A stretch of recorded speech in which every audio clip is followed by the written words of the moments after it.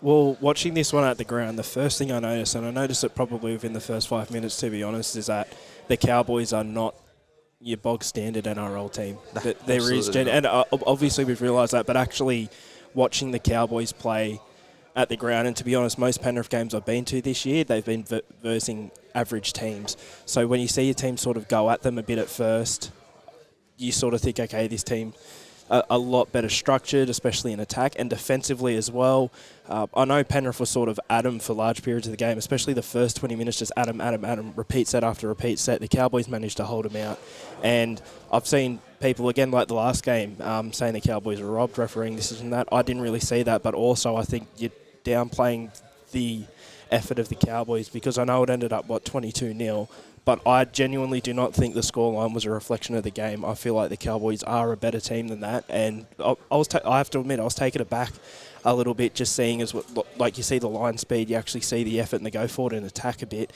And it is better than 70% of the teams in the competition. That's a huge credit to them. Like, seriously, like you look at where they've come from last year and everyone he'd been there for 12 months and they all wanted him sacked at the end of last year. And we didn't give him any credit either, thinking they were going to be the same this year. But they are so structured and disciplined this year compared to what they were. We said the same coming out of Magic Round, but we'll probably, which again is frustrating because the Tigers were able to match them for probably 20, 25 half hour, and that's where it's frustrating when we get to them later again. But are you frustrated? Yeah. I need some fucking beer things to rip off my whatever you guess. Anyway, I'm taking narratives that they're a top 4 team. And take narrative Melbourne are a top 4 team, and as a result, I just think Penrith are 20 points better than them. 100%. So it's simple as that. Cowboys would have beaten anyone else. Most teams this week. And Penrith beat them by 20. It's pretty simple. Yeah. They have the strongest and best and quickest outside backs. Not, metre for metre quickest, but in what they do, they have the best, as we've said before, the best plug-in fullback of any team that just works to their style. Cleary hasn't even warmed up yet. Cleary's still getting to Origin in second gear. Coruscant's the form hooker of the comp. I thought he was an absolute standout on the weekend. Everything he did on your spoilers, I'm giving him 3 points. But everything he did was fantastic on Friday night. Even just what he did for Yo's first try, the way he was picking players off, the times he chose to run, even early in the second half, just to get him going again. Was fantastic.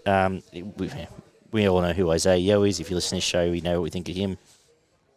And Fisher Harris probably had his best game of the year, I would argue. All in hand, absolutely. He was an absolute fantastic. Beast in attack. And 230 running we're metres. Looking now, 220 metres. Really decided to own him. They could have scored more points. End of the day, they could have scored more points. Probably the kick-out try. This game, the kick-out try was a try.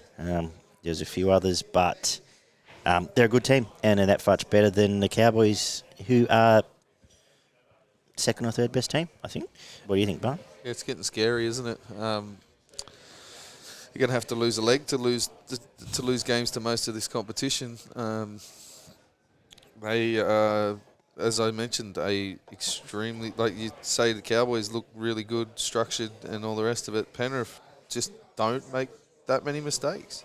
Even in a game where they do make, this is one that they did make a few more than usual, but that comes down to the Cowboys were actually hitting and rocking them at times. Their defence was strong, and which made the ball pop out a few times, but they are so structured, so disciplined, and their game plan is as thorough as any other game plan that you're going to see. They know exactly what they're doing from the minute they walk out there. They know how they're going to try and pull a team apart, and the majority of the time they've got it 100% right, because they went straight down the middle with the Cowboys in and around the post and scored points pretty much immediately, and then just went on from there. The Cowboys actually did surprise Penrith a couple of times early, which I did predict last week, but they didn't get any points out of it, where I thought they may have scored 1 or 2 tries early. But they did break them open a couple of times on the edges with Holmes and the centre and Hiku on the other side with some good. Val was really good, actually. Val was really good. The Val's been in terrific form for the last probably month or so, with good quick ball out to the centres and some one-on-one efforts from the centres and wingers, they did shift the ball. They came there with a plan on how they were going to crack Penrith, and they did crack them once or twice. They just couldn't finish the job. But they just can't match Penrith's speed of defence. I know, like, we joke around in between us and all the rest of it and say they're offside 50% of the time and all the rest of it, but they're not. They're just that much fitter than anyone else, and they get back and up so quick, and opposition teams can't do anything to get around it. They can't. Not most of the time, I'd say. Unless you're going to really match it with Penrith through the middle and bust them through the middle and then work off the back of that, I can't see how you pull this team apart. Their defence on the edges is fantastic. But yeah, I thought the Cowboys would have scored. They probably bombed one or two, which was their problem. But when Penrith just seemed to ratchet up their speed of the play every sort of in 10-minute increments. Like they'll be playing at one speed, and then 10 minutes later they're playing quicker, and 10 minutes after that they're playing quicker, and the defences just can't keep up with it. They fall apart, leave way too many holes, and Penrith take advantage of all the opportunities that come their way. Even most of the opportunities. Cowboys worked hard for the majority of the night, and you've got to pat them on the back for that. Especially like Nanai was good. Cotter. Nanai and Cotter were brilliant. Yep. Cotter's 63 tackles, as I mentioned, without a miss. A tackle bust. Nanai made 51 and 4 tackle busts and was good with the ball as well. Robson and McLean were pretty decent. Holmes was good, as I mentioned just before.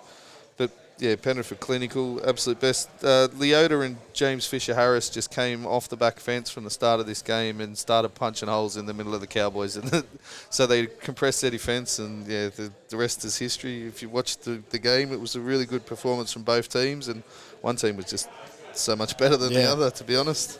I've said it before.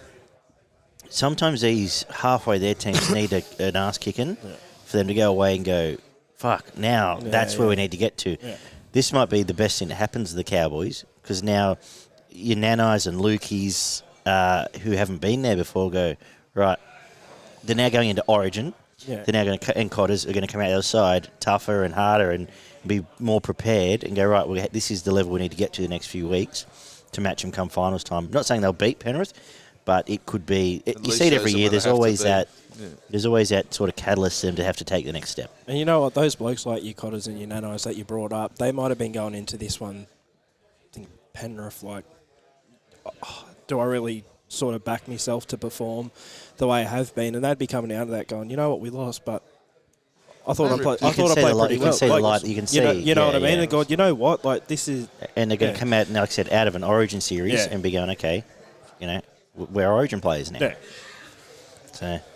I actually gave Yo the 3 points in this one. I thought he was the best on the field. I thought he worked harder than anyone in attack and defence, and was also the link to to that left-hand edge and Cleary. It's either Cleary getting the ball out to him or it's Yo somewhere in between, and I thought he was fantastic. I gave Appy the 2 points. He started the game and actually set the precedent for the game. He set up that first try and was a hand in pretty much anything good that they did. And I had either Cleary or Fisher-Harris. Oh, sorry, Edwards or... I had 3 of them. Edwards, Fisher-Harris or Cleary for the 1 point. Well, I think it's got to be Fish. That were the 3 I said. Like I said, I was making a case for Appy man of the match, but I know what you're saying, Oliver. You get the casting vote. Fisher-Harris. No, for the 3 points. For the 3. Oh, I thought we were at the 1. Well, Fish for the 1. Yeah, I'm fine with that. I'll have some, I wrote fish and chips for that. I wrote the... Yo, what Appy? I wrote the same 3 names for one.